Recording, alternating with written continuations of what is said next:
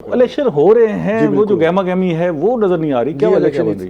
गहमा गहमी जो आप कह रहे हैं कि ये नहीं है, तो उसकी वजह ये है कि ऊपर तले जिस तरह के मामला चलते रहे हैं और जिस तरीके के लोगों के अंदर एक मायूसी और वो अच्छा, पहले ही लोग शकूक का शिकार हो गए ना कि जी पता नहीं इलेक्शन होंगे या नहीं। उसमें सिर्फ लोग नहीं हुए, उसमें जो वो तबका जो इलेक्शन हमेशा लड़ता रहा है और मौसर कैंडिडेट भी, वो भी शकूक से बात का शिकार थे कि पता नहीं इलेक्शन होते भी हैं कि नहीं। हालांकि नजर आ रहा था कि जिस तरीके से इलेक्शन तो होने और जिस वक्त चीफ जस्टिस फायज ईसा ने कह दिया कि ये पत्थर पे लकीर है, तो उसके बाद तो फिर शक नहीं होना चाहिए था। इस दौरान तैयारी में ताखीर हो गई, इसलिए तैयारी में भी ताखीर हो गई एक। और दूसरा ये है कि अब जो कैंडिडेट थे उनके लिए भी मुश्किल हो गया कि एक जमात जो थी उसके लिए अपना 9 मई के बाद जो है वो उसके लिए मुश्किलात पैदा हुई।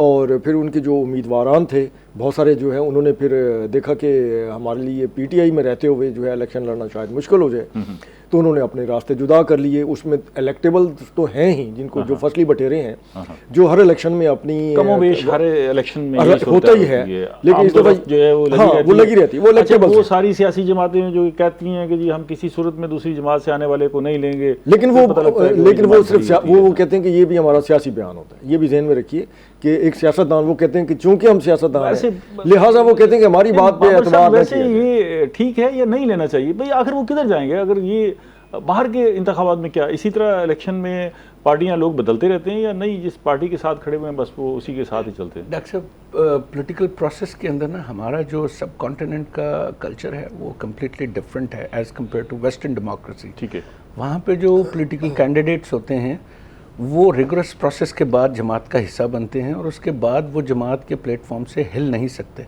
अच्छा, ऐसे नहीं कि बस वो ऐलान कर दिया जी एक प्रेस कॉन्फ्रेंस की और मैं इस पार्टी में शामिल हो गया हूँ? नहीं, अनफॉर्चुनेटली ऐसा नहीं है। वहाँ पे ये है कि क्योंकि सिस्टम बहुत अरसे से इन मोशन है और फिर वो जो भी कैंडिडेट्स वहाँ पे एक दफ़ा पार्टी के साथ शामिल हो जाते हैं, अगर वो डिफेक्ट करता है अपनी पार्टी से, कोई भी रुकने पार्लियामेंट है, एमपी है या एमएमपी है, तो एमपीपी है, वो फिर अगली इलेक्शंस के अंदर वो फौरी तौर पे वोट आउट हो जाते हैं। उसकी मैं एक छोटी सी मिसाल देता हूँ।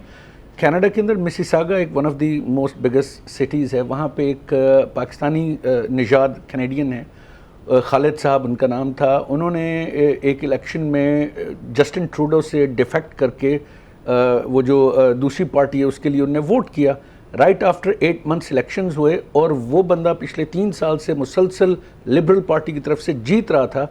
नेक्स्ट इलेक्शन में आफ्टर डिफेक्ट करने के he got 0 votes, he was voted out completely, he was rubbed out of the political. ये तो वोटर ने रिजेक्ट किया ना, ये वोटर सिस्टम की बात है ना सर। यहाँ पे तो ये सिस्टम कैसे इवॉल्व होता है वक्त गुजरने के साथ साथ, या तालीम या कोई मुल्की निज़ाम जो है वो जकड़ता है लोगों को, बनता कैसे है? जी डॉक्टर साहब, गुजारिश ये है कि 2-3 चीज़ें बहुत अहम हैं।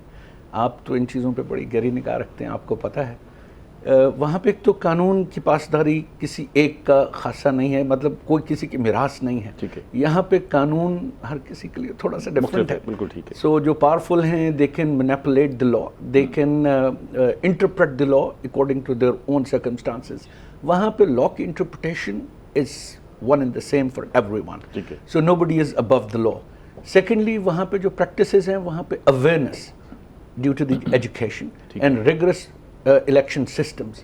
और थर्ड बात यह है कि वहाँ पे एक सोशल वैल्यूज़ और नॉर्म्स के ऊपर जो अमल करने का एक वो आप कह लीजिए कि बैरियर जो है वो मौजूद है, हर आदमी उसको महसूस कर रहा होता है। वो उससे आगे जा नहीं सकता because people reject them. So for that matter of fact वहाँ पे डिफेक्ट। लेकिन ये हम इस मंजिल तक कैसे पहुँचेंगे? मतलब इंतज़ार करना पड़ेगा, हमें उसके लिए वक्त चाहिए, वो कानून में बेहतरी लाना पड़ेगी, होगा क्या?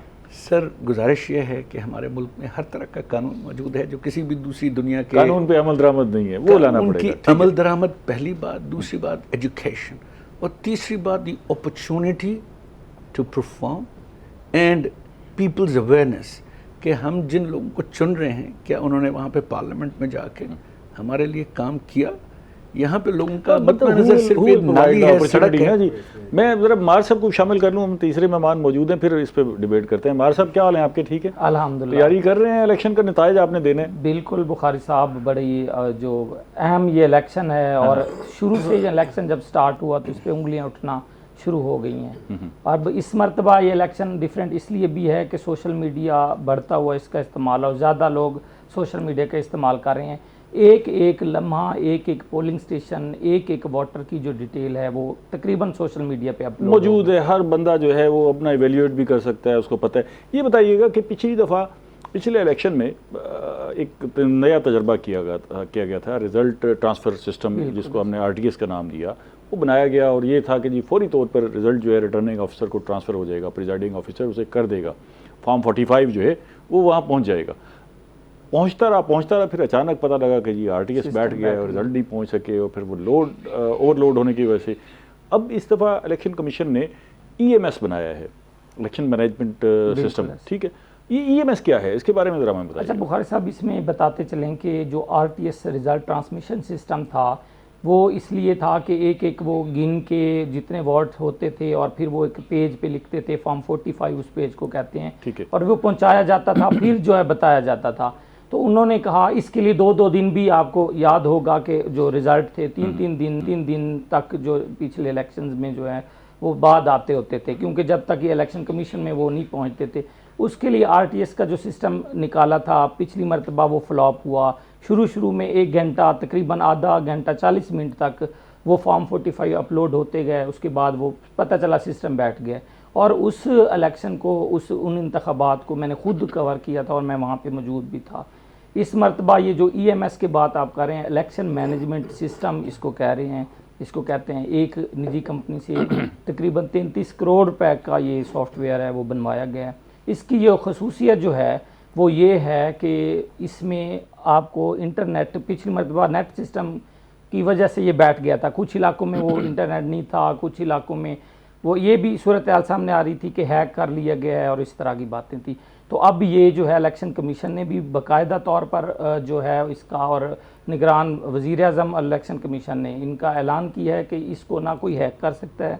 और ये शफाफ इंतखाबात के हवाले से इलेक्शन मैनेजमेंट सिस्टम बहुत ज़्यादा निज़ाम तो वही हो गया राजी तक। देखिए सर, इसमें अलग, अच्छा ये देखें ना, प्रॉब्लम कहाँ होता है। प्रॉब्लम ये होता है कि आपने एक सिस्टम बना दिया, लेकिन आपने उसके लिए इंटरनेट प्रोवाइड करना है ना जी। बिल्कुल। अच्छा, अब वो जहाँ पर ऑप्टिकल फाइबर है वहाँ पर ज़ाहिर है नेट स्ट्रांग होगा, जहाँ नहीं है वाईफाई के ज़रिए ले होंगे, नहीं तो फिर वो रूटीन का जो अंदाज अपनाएंगे तो खराबी वहाँ होगी। उसको किस तरह बताता चलूँ, पूरे पाकिस्तान में 9 लाख लोगों को ये जो EMS है उनके मोबाइल में इंस्टॉल कर दिया गया है। इसका फ़ायदा ये होगा, आप जिस तरह इंटरनेट कह रहे हैं, अगर जिस प्रिजाइडिंग ऑफिसर के पास, जिस RO के पास अगर ये नेट नहीं है तो वहाँ पे भी ये अपलोड फॉर्म हो जाएगा। इस सॉफ्टवेयर की ये खसूसियत है कि बगैर नेट के ये अपलोड हो जाएगा, लेकिन जहाँ अगर जिस जगह नेट नहीं आ रहा तो उन प्रिजाइडिंग ऑफिसर को RO के ऑफिस में हमें रिजल्ट जल्दी मिलेगा माजी की निस्बत या देर से मिलेगा, क्या लगता है? सर इसमें जल्दी मिलेगा, ये ऐलान तो किए जा रहे हैं, अब तो ये मौके पे देखें।